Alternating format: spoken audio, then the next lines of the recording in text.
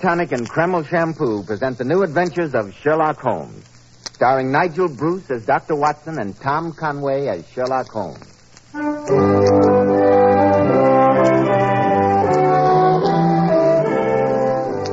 Well, once again, it's Monday night and time to keep that weekly date with our good friend and host, Dr. Watson. Let's join him, shall we?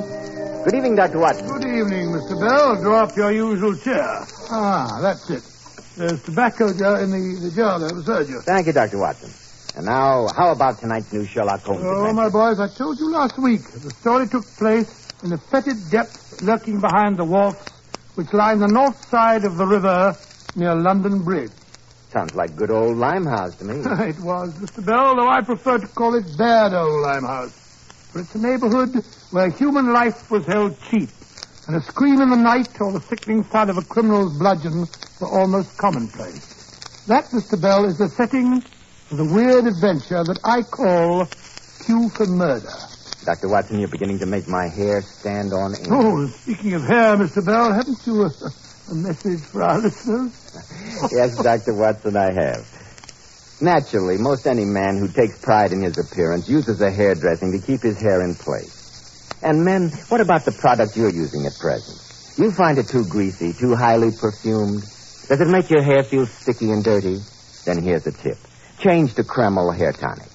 This highly specialized hair tonic has just enough light oil to keep hair handsomely groomed. Every hair neatly in place with a rich, healthy-looking luster. Yet Kreml never leaves hair looking or feeling greasy or sticky. This is because Kreml contains a special combination of hair grooming ingredients which is found in no other hair tonic.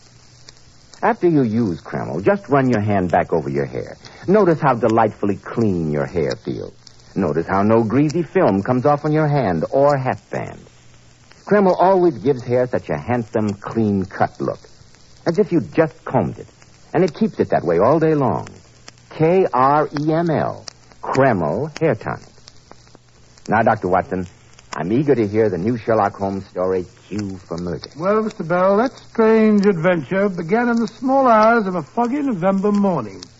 An emergency call at midnight had roused me from my warm bed, and a rattling horse cab had taken me to the Limehouse district, where an old patient of mine lay desperately ill. For hours I did my best to save a life that flickered in the balance. Finally, I decided that an ambulance was necessary. The sick man needed the resources of a hospital. Accordingly, I left the house and began to walk the cobbled streets looking for policemen. But Limehouse at 3 a.m.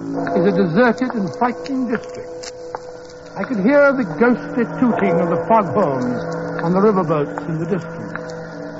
As I walked along, eyes alert, my hand was on the trusty revolver in my pocket, for I was no stranger to the risks involved in walking the streets of Limehouse at such an hour. Suddenly, under the flickering gaslight ahead of me, I saw the blurry outline of a London policeman. So I called out, "Constable! Constable!" The man didn't hear me, for he suddenly turned abruptly and disappeared down the steep flight of steps, his bullseye lantern dancing away like a fading will-o'-the-wisp into the encircling gloom. I decided to follow that vanishing figure, and I quickened my footsteps. After a moment, I saw where the policeman had gone. Between a shop slop and a gin shop, I noticed a steep flight of stairs leading down a black gap that looked like the mouth of a cave. I walked down them. The steps were worn hollow in the center by the ceaseless tread of stumbling feet. I reached the bottom. A door faced me, and above it, a flickering oil lamp winked warnings at me. I found the latch of the door, lifted it. The door squeaked open protestingly, and I entered. There was a tinkle of glass-beaded curtains as I walked towards a long, low room. A strange sight met my eyes. Through the gloom, thick and heavy with the filthy brown smoke of opium, I saw that the room was terraced with wooden berths. Bodies lay in strange, fantastic poses. Bowed shoulders, bent knees, and heads thrown back. Suddenly an attendant walked up to me with a pipe and beckoned me to an empty berth. This way, please. I haven't come here to smoke that foul drug. I saw a policeman enter this place a few moments ago. I want to speak to him. No policeman here. I'm carrying a revolver, so you'd better not argue with me, my good man.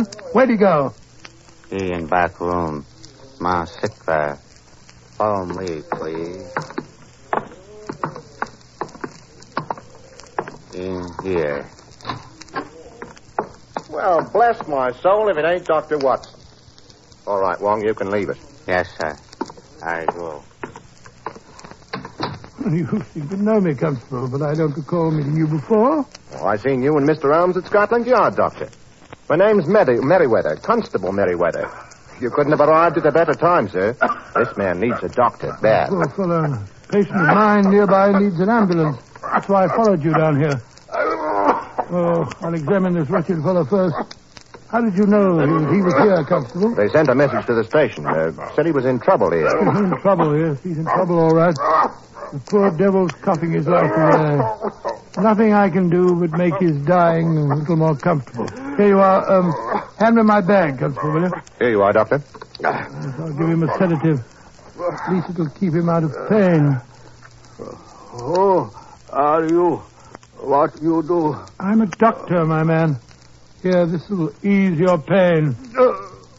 There. You good man, doctor. You help me. Now you help me kill devil who brings opium to my people. Brings opium? What are you talking about? You good man. You find Dr. Sturgeon. He bad man. He bring opium. Sturgeon? I've heard of a Dr. Sturgeon. What's his address? He's asleep, Doctor. Yes. This poor devil's hours are numbered, I'm afraid. You know, Dr. Watson, this is a great honor for me. I read every story you've written. To me, Sherlock Holmes is almost like a god, you might Oh, say. thanks very much. One of these days, I hope to be a detective myself. Indeed, and I think if you study me, you might learn a few pointers. I shall lose no time in investigating this matter. I may be able to expose a shocking scandal. Hadn't you better leave that to Mr. Sherlock Holmes, sir? That's more in his line, isn't Oh, it? rubbish, my good man. This is one case that I'm more than capable of handling myself. I shall call on Dr. Sturgeon as soon as his office opens in the morning.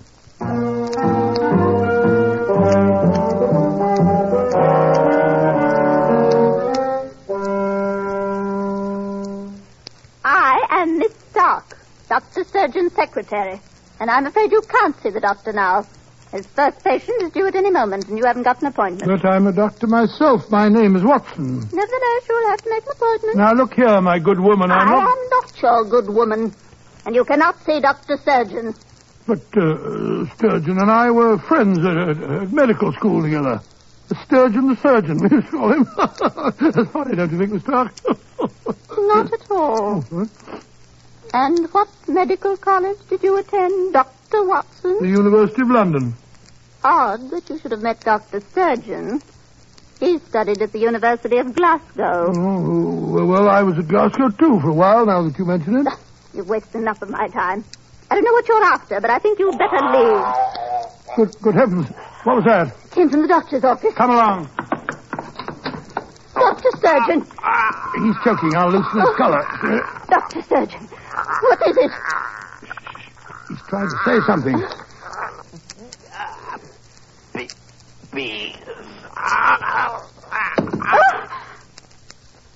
Freddy's dead. Look at the marks on his throat. Great heavens, he's been strangled, Miss Stark. Stay here and guard the body. I'm going to fetch Sherlock Holmes at once.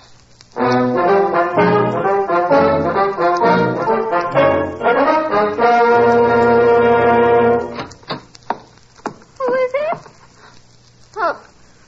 Oh, you're back again.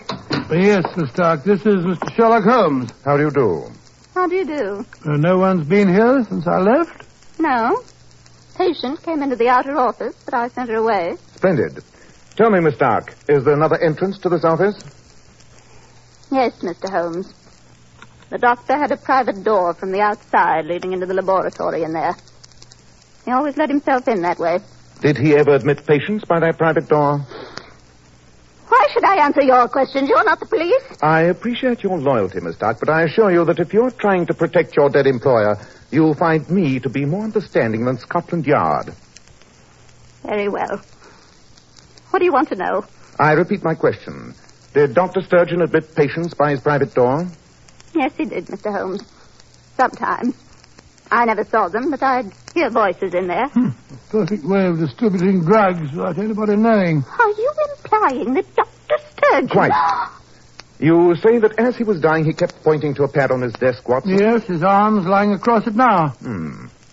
Let's see if there's any message written on the pad. Ah, there is. It's an address. 116 Upper Swandam Lane, Millwall. That's in the heart of Limehouse. Precisely. An odd address to find written on the desk pad of a Harley Street physician. Watson, you're convinced that as the man was dying, he uttered the word peace? Well, that's what it sounded like to me. Peace? Well, perhaps he meant that death would bring him peace after his mortal sin. Possibly, Watson. And now to examine the marks on the dead man's throat. I think I'll wait in the other room, if you don't mind. Looks as if he was strangled with a piece of rope. Look more closely. Observe these traces of oil on the throat. And look at this. By Jove, a long black hair. That means a woman did it. Oh, no, Watson, I think not. The combination of long, black, oily hair and a Limehouse address would point to one obvious conclusion. Dr. Sturgeon was strangled with a Chinese cue. Strangled with a cue? But how would that be possible? That, my dear Watson, is our next problem. Tell Miss Stark to send for the police. Our work here's done. We're going to Limehouse? Certainly. As soon as we have adopted suitable disguises, we shall investigate the mystery of 116 Upper Swandam Lane. I pray that the answer to murder lies there.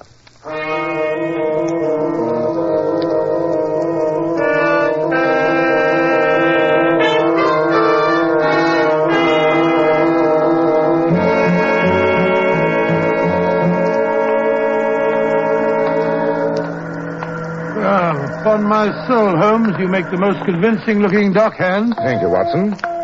Now, let me see. 116. It's the next house. There's a policeman standing just outside it.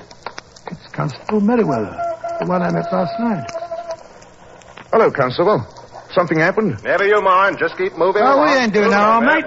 We now for just going down in a pig and whistle for partnering the middle bidder. Ain't that right, Alfie? Of course it is, Birdie. Then off you go, both of you. Oh, can't a bloke stop and pass the time of day? Ain't you been a bit narky, chum? Hey, here, what's happened here? Murder. That's what's happened. Now move along there. Murder. And at the address on Dr. Sturgeon's pad. Here, who are you? Oh, it's all right, Merriweather. It's Mr. Sherlock Holmes. Well, blow me down. I'd never have recognized you, gentlemen. But what brought you to this address? I'll explain that later, Constable. Who has been murdered? A Chinese gentleman got himself done in. Was he strangled? I don't rightly know, sir. What do you mean you don't know? Surely the evidence of strangulation is perfectly easy to detect. Oh, I suppose it is. But you see, in this case, Mr. Holmes, the corpse ain't got no head.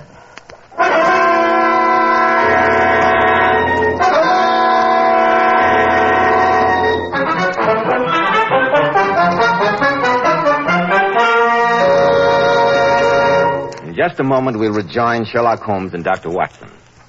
Leading hair specialists in this country constantly advise us to take better care of the hair we've got.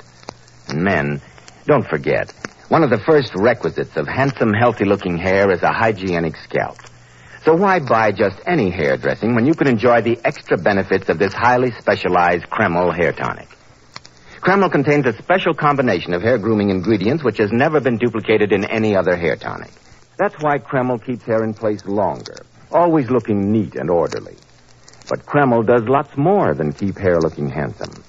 Kreml is simply great to lubricate a dry scalp. At the same time, it removes dandruff flakes and leaves your scalp feeling so alive and invigorated. And men, if your hair is so dry it breaks and falls when you comb it, Kreml actually helps condition the hair in that it makes it feel softer, more pliable, and look as if it had some body to it. So men, buy a bottle of Kreml at any drug counter. Ask for an application at your barber shop. Use Kreml daily for better groomed hair, for a more hygienic scalp. Kreml. Kreml Hair Tonic. Well, Dr. Watson, what happened next? Well, my boy, we quickly entered the house and examined the scene of the latest tragedy. Constable Merriweather seemed to be in a seventh heaven of delight to realize that he was working on a case with the great Sherlock Holmes himself. I'm glad you're here and no mistake, Mr. Holmes. I'm a little out of my depth in a case like this, and I don't mind admitting it. Merriweather's a great admirer of yours, Holmes. He's read every story that I've written. Indeed. You have a strong constitution, Constable. Though I will admit that this case presents as bizarre a problem as my friend has ever included in his rather sensational accounts. What I can't understand, sir, is why they took the head. For that matter, how was it stolen? Before we theorize, let us assemble the facts. Has the body been identified, Constable? Yes, sir. You see, he had a missing finger on one hand. Then obviously the head was not stolen in order to make identification of the corpse difficult. Who is the victim? A Chinese merchant by the name of Li Ming ran a shop downstairs in the basement. Please describe the circumstances under which you discovered the crime. Well, gentlemen, I was on my beat and I saw the dead man walk up the stairs from the basement and go into the house. That passed the time of day with me, he did. 2 houses down, I stopped to talk to the fishmonger outside his shop. I must have talked to him for 15 minutes or more. What time was this, Merriweather? Just after 10 o'clock, sir. I see. Please continue. Well, sir, all the time I was watching this house. Suddenly there was an hollering and a yelling, and I runs back to find the man lying in here with his head gone.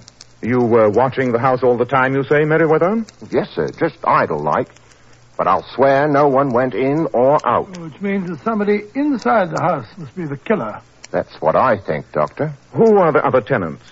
Well, Mr. Holmes, on this floor there's an old Chinese lady, servant to the dead man she was. But she's half crippled with rheumatism, and I swear she couldn't have done it.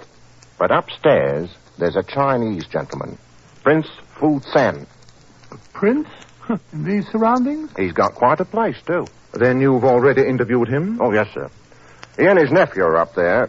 Swore they didn't have nothing to do about it, but the young fella acted mighty suspicious-like. Perhaps you'd like to go up there, sir. I know you'd handle these foreigners better than me. Very well, Constable. Let us visit Prince Fu Sen at once.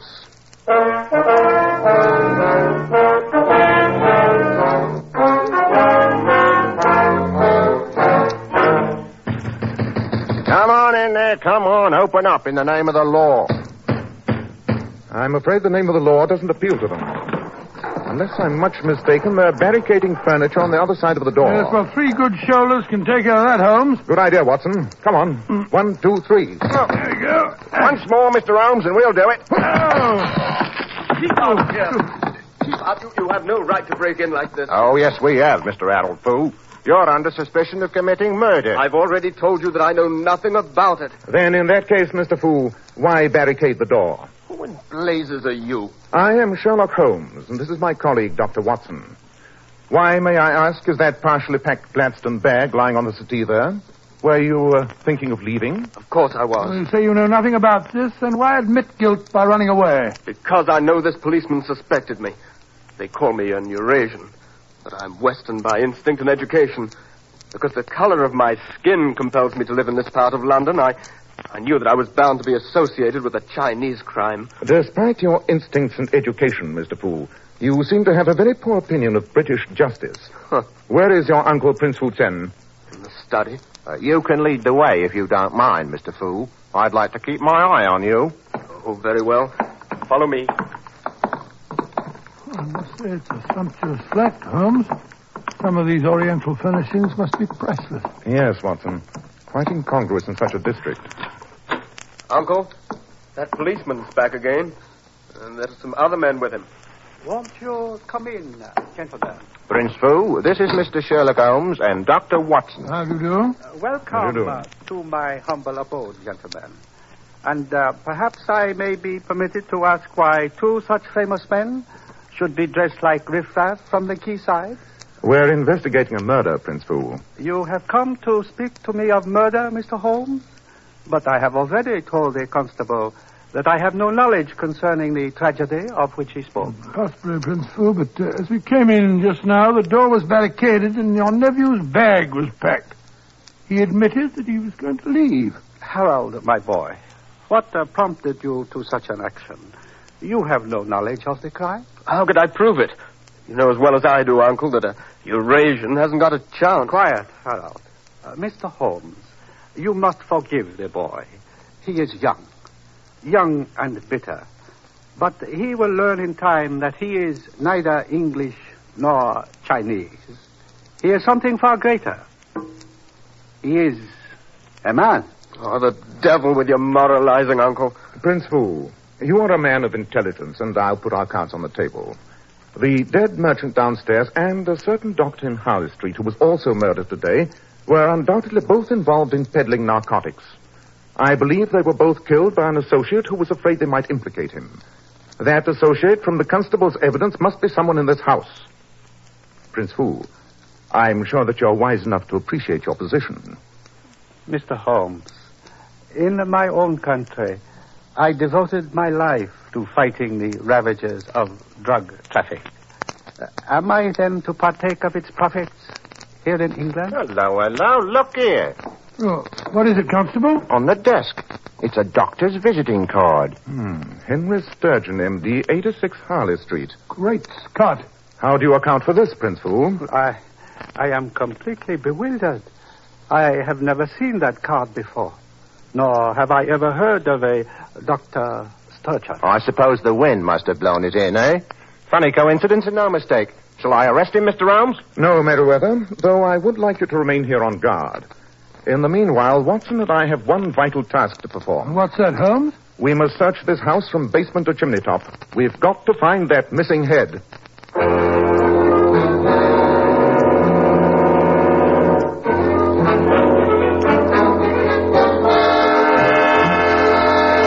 Holmes, I've searched the house with a fine-tooth comb. I'll swear the missing head isn't here. So will I, old chap. That's why I gave you the job of searching for it. And why the blazes waste my time while you go careering all somewhere else? Oh, don't be angry with me, Watson. I needed you to create a diversion to cloak my real activities. Huh? Where have you been?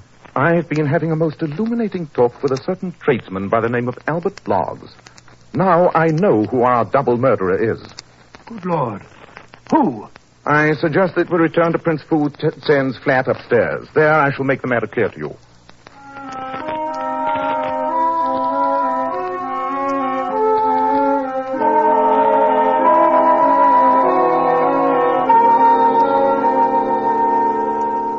Mr. Holmes, am I to understand that you have solved this shocking crime?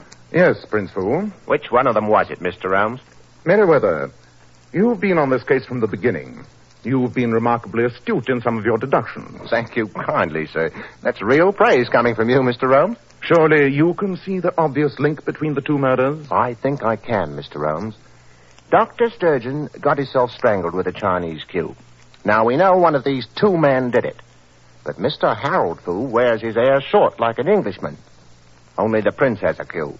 It must have been him. It seems logical to me, Holmes. And singularly lacking in logic to me, my friend. I quite agree, Prince Fu.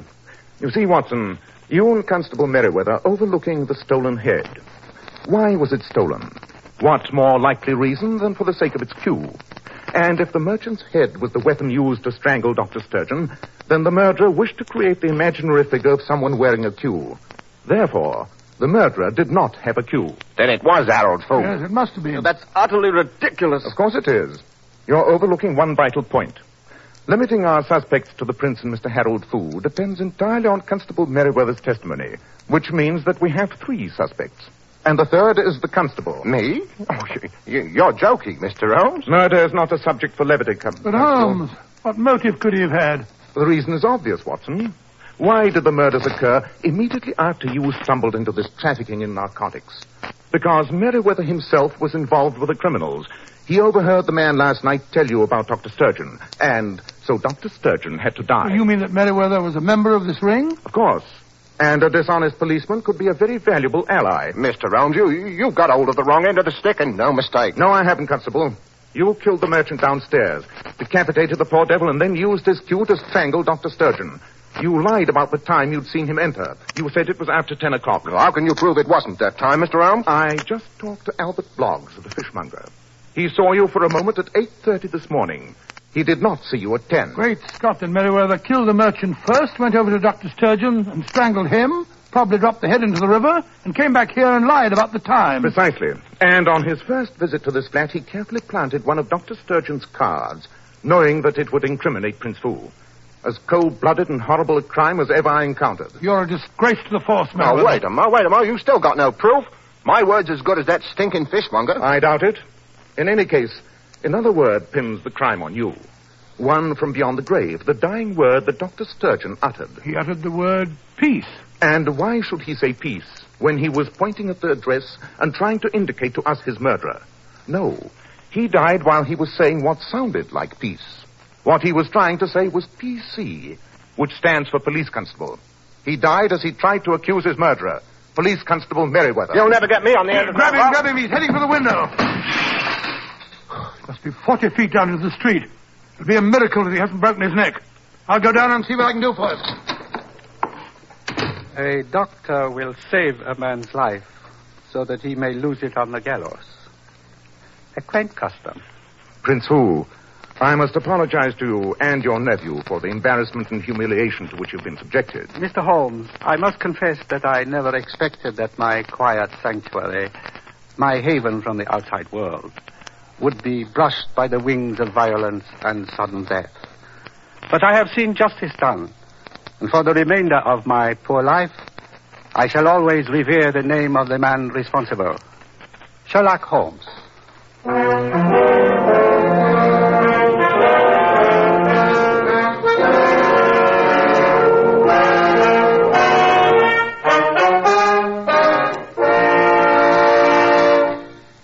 Ladies, one of the greatest beauty authorities in this country is John Robert Powers. And the first beauty advice Mr. Powers gives his lovely Powers models is to use only Kreml shampoo to wash their hair. And isn't he wise, Mr. Bell? Because Kreml shampoo is one shampoo that can be bought today that leaves the hair fairly teeming with natural, brilliant highlights. Yet never under any circumstances does Kreml shampoo ever dry the hair. You see, Kreml shampoo is not a soapless shampoo. It's not a cream shampoo. It's entirely different. How right you are, Mr. Bell. Why, after a Kreml shampoo, even dull, lifeless-looking hair actually radiates all its natural glossy luster. And Kreml shampoo has a built-in oil base, which helps keep the hair from becoming dry or brittle. In fact, it's wonderful to soften dry, brittle ends. So, ladies, be smart. Always wash your hair with Kreml shampoo. It leaves the hair a vision of shining beauty, yet in no way hurts the texture. No matter how often you use Kreml shampoo, or over a long period of time, it's always so mild and gentle on your hair. And remember, ladies, no other shampoo leaves the hair sparkling with more natural, glossy luster. It's Kreml, Kreml shampoo. Now, Dr. Watson, what about next week? Well, now, let me see. What shall I tell you next week? Next week, Mr. Bell, I think I'll tell you a story about some strange deaths that happened, of all places, in the British Museum. I call it the singular affair of the ancient Egyptian curse.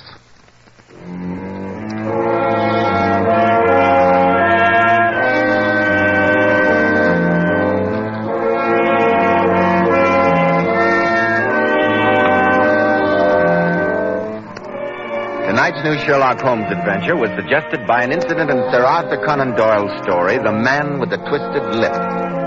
Nigel Bruce appeared by permission of California Pictures. Tom Conway through the courtesy of Eagle Lion Pictures. The Sherlock Holmes series is produced by Tom McKnight, with original music composed and conducted by Alex Steinert. This is Joseph Bell speaking for Kreml Hair Tonic and Kreml Shampoo, inviting you to be with us next week at this same time, when Dr. Watson will tell us about the singular affair of the ancient Egyptian curse.